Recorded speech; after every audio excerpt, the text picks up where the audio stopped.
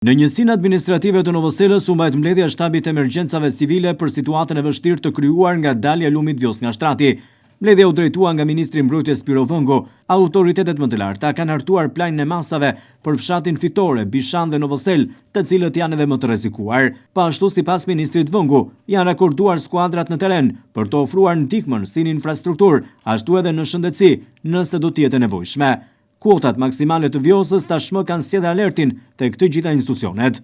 Kemi bërë planin e masave, sidomos për 3 fshatrat kryesorë që kanë rrezikshmëri të lartë në këto momente në kryeqytetin e Vjosës, Fitore, Bishan dhe Novosel, dhe së bashku me kryepleq dhe institucionet qendrore e drejtoritë rajonale kemi rakorduar skuadrat që duhet të dislokohen në terren minjer, qoftë nga pikpamja e ofrimit të shërbime parësore, shërbime shëndetësore, sikundër dhe mjetet ekskavator fadroma që janë dislokuar në terren për të frenuar për aq sa mundemi në këto momente. Siç e dini, kuotat maksimale janë arritur të Vjosës në këto momente dhe na duhet patjetër që të sigurojmë mbarvajtjen dhe të ofrojmë të gjithë mbështetjen e nevojshme për banorët e zonës, siç e kemi bërë gjatë gjithë kësaj periudhe. Ministri Vëngo paralajmëroi rritje të nivelit të ujrave të lumit Vjos, ndërsa fillimisht u evakuan 200 krerë bakti.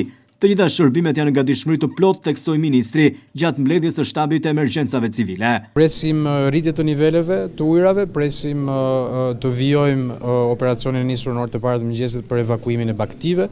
200 krerë në një ferm janë evakuar, po e bëjmë këtë në të dyja anët e Vjosës edhe nga zona e Fierit dhe do dislokohemi me forcat armatosura për mjete kalueshmërie të lartë. Policia është në gatishmëri, shërbimet shëndetësore po bëjnë qarkullimi në banesat e 3 fshatrave që preken, siç e thash, kryesisht, dhe jemi në gatishmëri. Nga ana tjetër, shohim që shërbimet kryesore, qofshin këto të energjisë elektrike, të ujit, janë po ashtu në kushte optimale dhe nuk kemi ndërprerje të natyrave shqetësuese për momentin, pavarësisht se kuotat e larta shpeshherë krijojnë ndërprerje energjie, stakime për efekte sigurie. Të parat që u evakuan ishin 13 familje që ishin në brendësi të basenit të Vjosës, ndërsa sipas ministrit, argjinaturat nuk kanë patur problematika. Kemi evakuar për momentin 13 familje, nuk kemi proceduar me evakuime të mëtejshme për momentin, do ta japim urdhrin në momentin që shohim që ujrat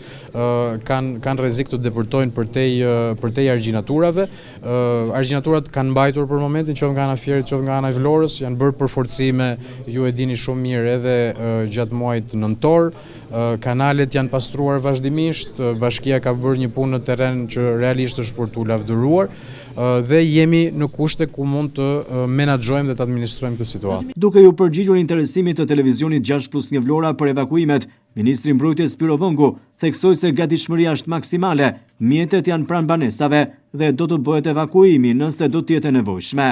Sipas ministrit, në dispozicion të familjeve, të cilat do të largohen nga Novosela, janë vendosur konviktet në Vlorë, nëse do të jetë nevojshme edhe hotelet e qytetit. Ti kemi alertuar që mbrëmë, që mund të jenë në gjendje që t'i detyrojmë të evakuojmë, jemi pranë tyre, janë mjetet pranë banesave dhe në këtë mënyrë do reagojmë shumë shpejt. Pra, urdhri i evakuimit e konsideroj të dhënë.